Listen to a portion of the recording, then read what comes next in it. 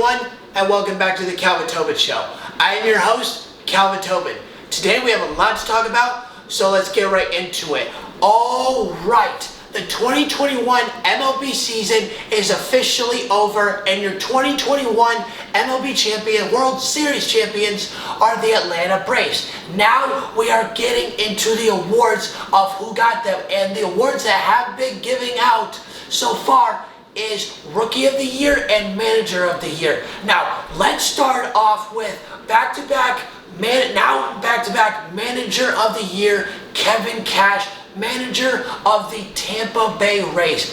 Kevin Cash has turned this Rays organization into a full 180 dominant team, because since 2018, excluding the COVID season where they only had played 60 games, they have won 90 games every single year and have gotten to the playoffs in 3 straight years. Kevin Cash's great leadership has turned players into all-stars that we would never expect to be all-stars, and 2 of them were completely outstanding. One of them was Blake Snell getting his first and only Cy Young Award of his career, and his second player, which is who won Rookie of the Year this year, American League Rookie of the Year, Tampa Bay Rays, one and only Randy Arozarena. Randy Arozarena should start calling Mr. October 2.0, because once he gets into those playoffs, he just turns into a different person, different breed, whatever you want to call it. This dude just flips a switch and just is on go, go, go when it comes to the playoffs. And because of Randy Arozarena's ability to play and his absolute dominance and Kevin Cash's great leadership, they were able to set a franchise record in getting 100 wins this year for the Tampa Bay Rays. Now, National League Manager of the Year is Gabe Kepler, and he did something that we were not expecting at all. For the Giants to be the best team in the NL for the regular season and set a franchise record of 107 wins for the San Francisco Giants. Now, unfortunately, he did lose a great player in Buster Posey, who's a bit debatable on if he's a Hall of Famer or not, but I'll let you guys argue that one. But with that, Gabe Kepler has turned the Giants into possibly an even better team than we all expected to be, and it could continue for years to come, because he has got a player up to win the NL Cy Young Award, Kevin Gausman, because he just had an absolute dominant year himself, and we will see if he is going to get that award. Now, Rookie of the Year for the National League is Jonathan India. He looks like he's going to be a great replacement, as Joey Votto's talent is slowly depleting, and it is only a matter of time before he retires and calls it quits when it's all said and done. With Jonathan India, for being a great replacement, he got 21 home runs, 68 RBIs, while hitting nearly 270 all year long, and he helped the Cincinnati Reds get up to above a 500 record at 83-79, and he definitely has a great ability to turn the Cincinnati Reds into a year in and year out playoff team. Now, if you guys haven't heard of what's going on about all this trash talk, is Carlos Correa absolutely insulted Derek Jeter by saying, after he won his Gold Glove Award, saying that Derek Jeter, in Spanish, he said it in Spanish, and I quote, Derek Jeter didn't deserve any of his gold gloves. First off, Carlos Correa, you and everybody on that 2017 Houston Astros team is never, and I mean never allowed to talk about any player, never allowed to talk trash to any player in game. Doesn't matter, you can't talk about any player whatsoever for your entire career, because you and every player on that 2017 Astros team cheated your way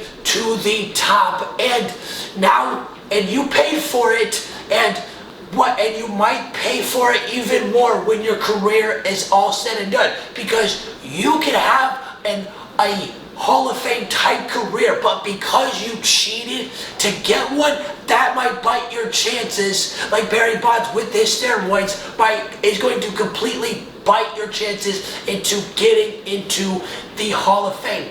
I get maybe there was a couple years that Derek Jeter shouldn't have got a Gold Glove and somebody else should, but Derek Jeter was a all-around great 5-tool player, and he was a 5-time Gold Glove winner and a 5-time champion, and he is called Mr. October for a reason. So you, Carlos Correa, and everybody on that 2017 team, keep your mouth shut.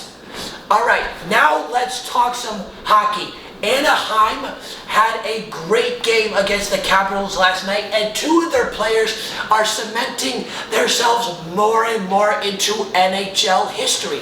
And what happened was, it was the first goal of the game was assist from Troy Terry to Ryan Getzlaf to Cam Fowler, who had a great slap shot that squeezed by Vital Vanacek to get the first goal of the game. And because of that first goal of the game, Ryan Getzlaf got his 1,000th career point, and is just making his record higher and higher as the all-time franchise leader in points for that Ducks organization. Now for Troy Terry, he got a point now in his 16th straight game, and as of so far this year, through 17 games so far, he is having the best year of his young career, because now he has 21 points, which is more than what he had in any of his previous years in the NHL. And who knows?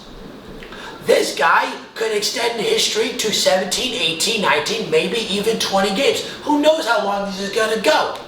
Now, last night, because of how dominant Anaheim was until late in the third period, Anaheim dominated this game all around in every statistical category, and I'll get into that in a second. But they did something that hockey fans rarely, and I mean rarely, see, and that is making Alex Ovechkin look human. And what do I mean by that? Or how may you ask? Is they limited Alex Ovechkin to one shot. Literally, one shot the entire game. That's not Alex Ovechkin. We know he's a shooter. We know he can get scores in the goal night in and night out if he truly wants to, but we all know it's hard to score in general, especially in the toughest era of hockey. But Alex Ovechkin, this is the craziest part about Alex Ovechkin being limited that much, is he is being looked at as one of the, if not the greatest goal scorer in NHL history, because he has 742 goals right now and is 4th on the all-time list. And now he needs to catch up to Jaromir Jagr to get to 766, which is 24 more goals, which, the way Alex Ovechkin is playing this year, I feel confident that he might be able to tie it, because that is a total of 36 goals, and he's averaging 45 goals per year, and at this point, it's only a matter of time, unless he retires early. Alex Ovechkin, it's only a matter of time before he breaks the all-time record, beating Wayne Gretzky's 894 goals in one career. Now, let's get into that statistical category that I was talking about earlier. Anaheim dominated the Capitals in every statistical category except for penalties. They had a few more than they did, but that really didn't matter because of the limitation on Alex Ovechkin and the defense that they were able to play. And the biggest factor for them in this game was those faceoffs, because they won 67% of those faceoffs. 35 won faceoffs to 17 lost.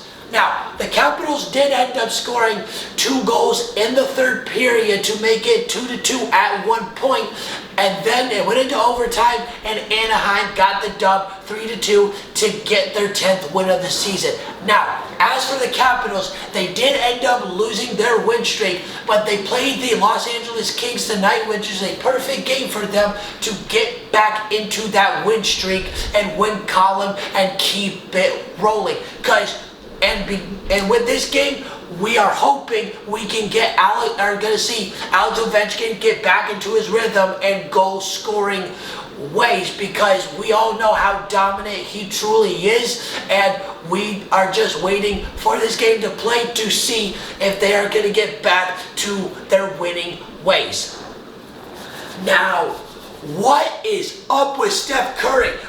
Is he automatic, or is he extra automatic? Because this dude has hit 9 threes in 3 games already, and 3 of those games came over the last 5 games he's played. Absolutely insane of what Steph Curry is able to do. And here's how great Steph Curry is, being the greatest shooter of all time. He has, I believe, 2,908 made threes so far, and Ray Allen has 2,973 threes made, and right now it's only a matter of time before Steph Curry breaks that record, because he has 2,908 made threes in 776 games. It's half of what Reggie Miller and Ray Allen played in their entire careers, and Steph Curry's in his 13th season. He could have broken it easily last year, but unfortunately he got a torn ACL and didn't play all year. Very sad, because he could have easily had it last year, and now it's going to be this year. It's a matter of time before he breaks it. But with Steph Curry, over the last 5 games, his 3 best games were all the 9 3-pointers he made, which was 37 points in one game, 40 and 50. Steph Curry is just a different breed, and it's not even fair. And here's how much of a glitch that Steph Curry might be in being the greatest shooter ever. Most games with 9 3-pointers made, he has 37. Okay, that's really, really great, especially for Steph Curry being the greatest shooter. You look at that list on who's right behind him, you can add up the next, I believe, 5 players who are the other 5 players that only had 9 threes in one game. Add all those up, it equals 34 out of 5 other players, and Steph Curry has 37. Curry is so ridiculous on shooting that basketball, especially from 35 feet. It is so unfair, it's not even funny. But with that game, they blew out the Brooklyn Nets, but I feel so bad for Kevin Durant, because he got screwed by Kyrie Irving, because Kyrie Irving just can't seem to get it together. And because of that, it's biting Kevin Durant and James Harden in the ass, and they are starting to look completely normal, and the Brooklyn Nets are not looking like the Brooklyn Nets that we all expected to be.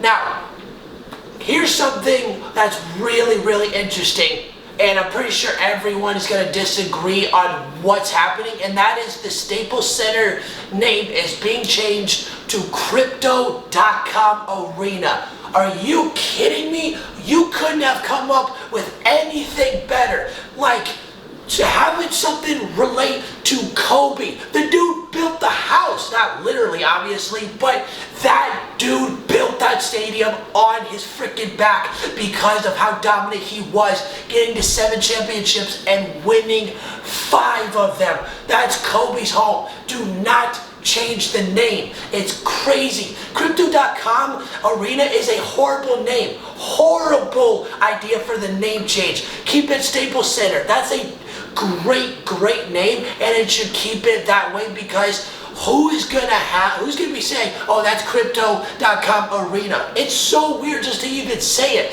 Staples Center should stay the name, period. Alright, that's the end of the Calvin Tobin Show. Please subscribe to my channel so you don't miss out on any sports media. And please follow me on Instagram at the Calvin Tobin Show so you don't miss out on any sports news whatsoever. And I'm out.